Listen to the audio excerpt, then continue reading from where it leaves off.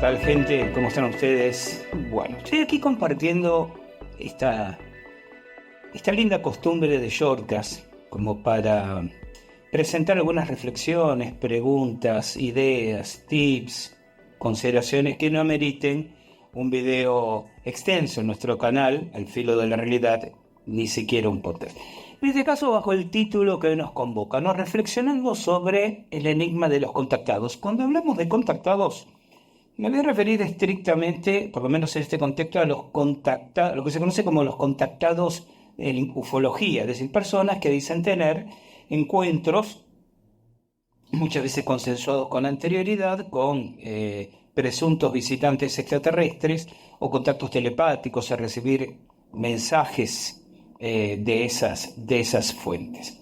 En general, la mirada que hay con el contactismo siempre fue muy maniquea, o se creía en la aceptación más literal de la palabra creencia, es decir, sin quizás mayor evidencia, en la literalidad de lo que se compartía, o no se creía, y se los consideraba alucinados, borderliners, en el peor de los casos, fraudes con fines comerciales. El tema es que cuando uno dedica, a ver, yo no soy ajeno a eso, en mis comienzos ufológicos hace, ¿qué?, 50 años atrás, también imbuido de un pseudocientificismo extremo, consideraba que todo ese tema de los contactados eran delirios místicos, y lo seguí pensando durante muchos años, hasta que precisamente el transcurrir de los mismos, sumado a evidencias de entrevistar, de conversar con contactados, observar su casuística, estudiar sus testimonios, comenzó que me iniciara una mirada que primero compartí en un artículo, Contactados y Revelaciones, escritos 25 años atrás, donde yo proponía esta idea de que me estoy convenciendo que los contactados contactan con algo. La pregunta es ¿con qué contactan? No estoy convencido para nada la literalidad de sus decires, ¿no? Que realmente se llama Stargeran y se presente, y la intención por la cual contacta. No creo que ni de Eugenio Siragusa a ninguno de sus sucedáneos participaran de una manera orgánica y articulada de una embajada extraterrestre. Pero es evidente que algo hay en los contactos. No voy a agotar en este shortcut la fundamentación de ello, por supuesto. Y en realidad creo que para llegar a este punto deberían transitarse cuando menos veces de lecturas, de repasos testimoniales, de evidencias, por lo cual estoy hablando quizás más a los entusiastas históricos de la ufología, con un gran bagaje de información a sus espaldas, que con las personas bien intencionadas pero recién arribadas a esta temática, o con una mirada muy superficial, que quizás con derecho pueden decirme, bueno, Gustavo, ¿en qué te fundamentas? Me fundamento en la amplísima casuística ufológica en general y contactista en particular. Pero si quieren tomar una de estas evidencias, vayan a uno de nuestros podcasts donde yo reviso, o revisito, si me permiten decirlo así, el tan conocido caso Adamski, mirándolo bajo esta perspectiva. Que en síntesis se resume en la idea que mencioné antes. Creo que los contactados son contactados por una inteligencia exterior a la humanidad. Creo también que el ropaje bajo el cual se presenta esta especie de matrimonio antinatural entre tecnología y misticismo, ¿no?, que parece revestir como un ropaje dudoso la historia de los contactados, en realidad es parte de una especie de escenografía o teatro montado para la inteligencia, esas inteligencias exteriores, para resultar asimilable por el paradigma, tanto de quien recibe la información, el contacto, así como también los destinatarios. El tema es muy largo, no lo voy a agotar hoy aquí. Solo quería este encuentro breve para compartir este pensamiento, si me lo permiten decir esta pregunta.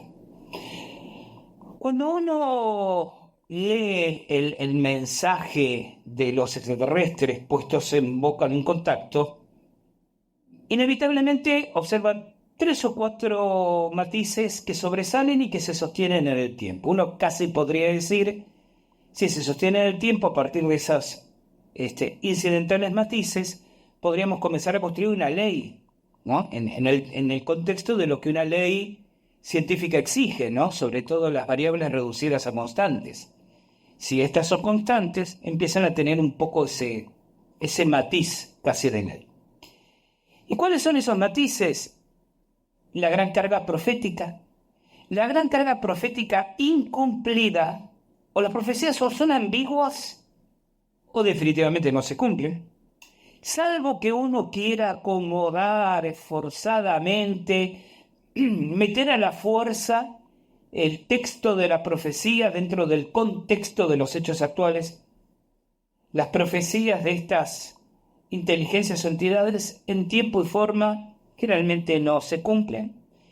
Tienen una enorme carga pseudo-espiritualista, ¿no? Está cargada de contenidos crísticos, lo cual es bastante coherente con el paradigma sociocultural donde se manifiesta. Pero yo tengo todo el derecho a cuestionar si esta idea de Jesús o del Cristo como único avatar significativo a nivel cósmico realmente es mucho más que la proyección de un marco cultural y no la proyección de lo que la inteligencia percibe va a ser más digerible por el marco cultural. Jung, recuerden que tienen en nuestro portal un artículo bastante extenso donde analizo el único libro que Carl Jung escribió sobre el fenómeno ovni, sobre cosas que se ven en el cielo. Él escribió pequeños artículos, dio entrevistas, pero libros extensos, enjudiosos, profundos, escribió uno solo, este que les menciono. Y en el portal tienen un análisis de ese libro. Mucha gente cree que Jung reducía el fenómeno ovni a un fenómeno de tipo psicológico, y eso es no haber entendido Jung. Jung decía que el fenómeno ovni es un fenómeno proteiforme y psicoide. Proteiforme porque se manifiesta conforme al marco cultural de la persona que lo percibe. Y psicoide porque tiene existencia física y tiene existencia psíquica simultáneamente, como un pie en cada plano, como un pie en cada mundo. Otro tema en el cual el insigne sabio suizo estaba tan tremendamente adelantado, ¿no? Pero bien, cuando uno analiza el fenómeno ovni, bueno, lo ilumina un poco con esta mirada de Jung, entiende que el fenómeno se manifiesta para ser digerible por quien lo recibe. Y aquí voy al contenido de los mensajes. Mesiánicos, proféticos, casi apocalípticos, cuando no tenidos, matizados de una actitud que trata de ser, yo diría, contemplativamente amorosa, pero subliminalmente insidiosa. Somos amor, tienen que ser hermanos entre ustedes, que la humanidad se una, porque si no, va a pasar tal otra cosa. Y eso no es una profecía, es una advertencia de, pórtate bien porque si no te castigo. Además, con esta característica tan cariñosa, permitan que lo digan estos términos, por lo menos en el mundo hispanoparlante, de siempre manifestarse en castellano antiguo, que se comprendería si vosotros deberíais uniros. Eso está bien si lo reciben el mensaje en España, pero en Colombia, en Argentina, en Uruguay, en Bolivia. ¿A qué quiero llegar? Porque ustedes dirán, bueno, Gustavo, pero por todo lo que está diciendo podemos descalificar lo contactista. No necesariamente. Permitan que lo diga de esta manera.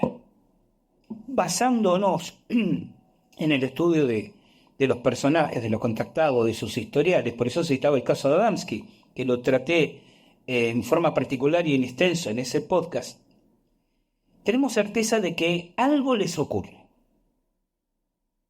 Pero, como dijimos antes, esto que les ocurre no es lo que ellos creen que les ocurre. Y permíteme ponerlo lado a lado con la ufología, o mejor dicho, con la casuística ovni en general, donde muchas veces tenemos testimonios absolutamente creíbles, sus testigos, sus protagonistas, que superan todas las yo diría, todos los análisis y los filtros, ¿no?, que se le someten, todas las evaluaciones posibles, pero intrínsecamente el relato del episodio es difícilmente digerible. Un objeto con forma de dos platos convexos, unidos por su borde, y una cúpula transparente con dos tripulantes. Si la cabina tenía los tripulantes 2 metros de altura, la cabina tenía 1,50 m por 1,50 m por 1,50 m. ¿Cómo penetran los tripulantes esos en esa cabina? Sí, logré mirar el interior y tenía una pantalla de televisor y 2 palancas. Yo alguna vez dije esta idea tan naturalmente aceptada, ¿no?, de un ovni que aterriza y desciende una escalerilla y por la escalerilla de mano baja un tripulante, que parece tan natural, es absolutamente anacrónica. Es como pensar que de uno de nuestros módulos espaciales un astronauta va a descolgarse con una liana o con una soga atada con nudos.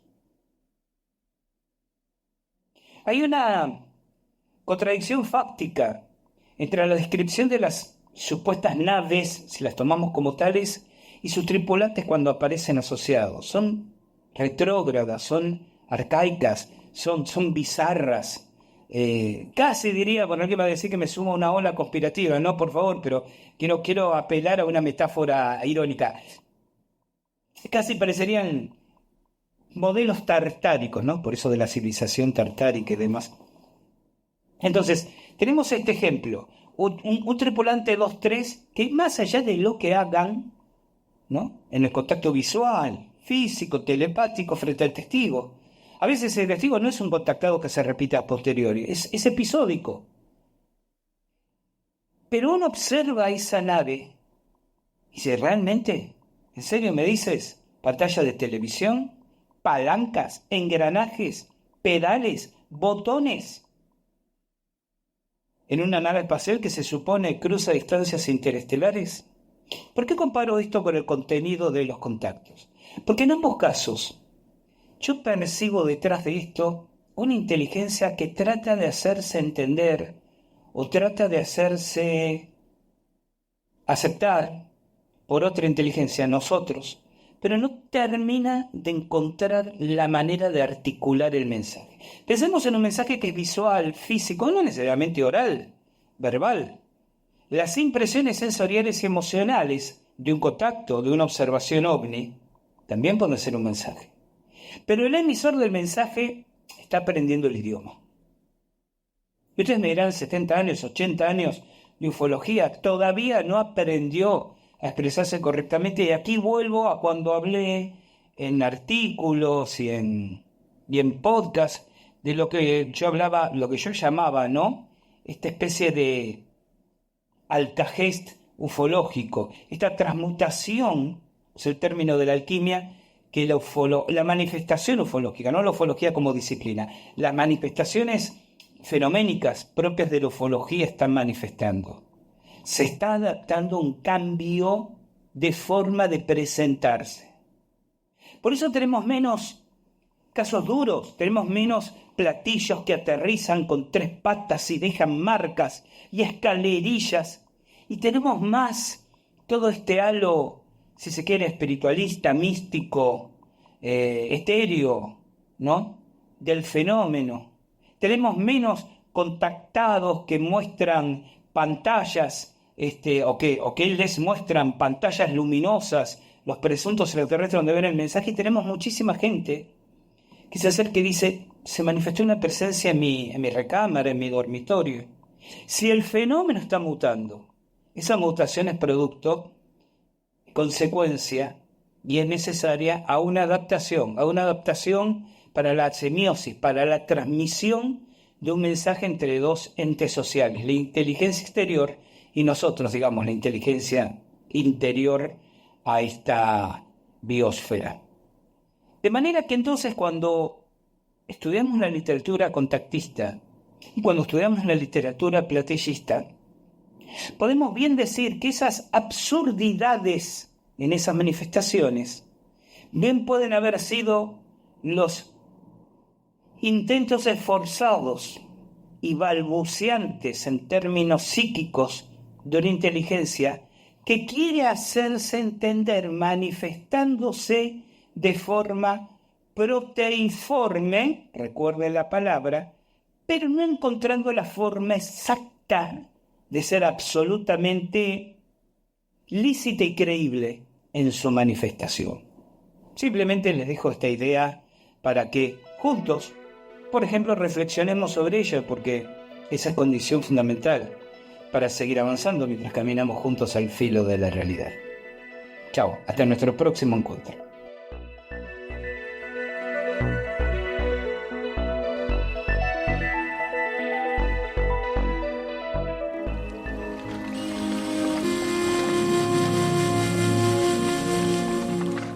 Una ocasión única para quienes desean conocer desde lo intelectual, desde lo transmisible por la experiencia, ¿qué es el chamanismo y la sabiduría tolteca?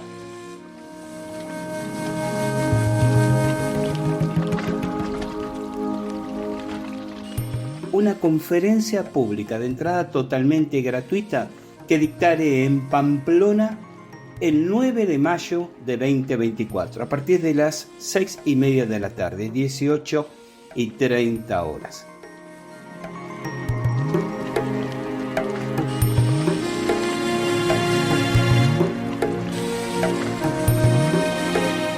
La idea es que aquellas personas curiosas por estos conocimientos ancestrales, pero que no tienen la oportunidad o la decisión de participar, de sumarse a ninguna vivencia de las que ofrecemos en nuestra gira, puedan acercarse y escucharme, acompañarnos a través de las imágenes y los videos.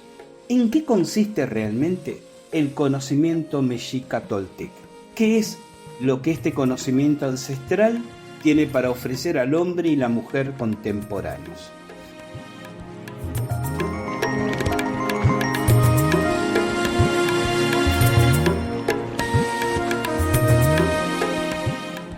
Conferencia en Pamplona, España, gratuita, chamanismo y sabiduría tolteca, jueves 9 de mayo, 6:30 de la tarde. Busca los contactos para informarte e inscribir tu asistencia a través de las redes sociales.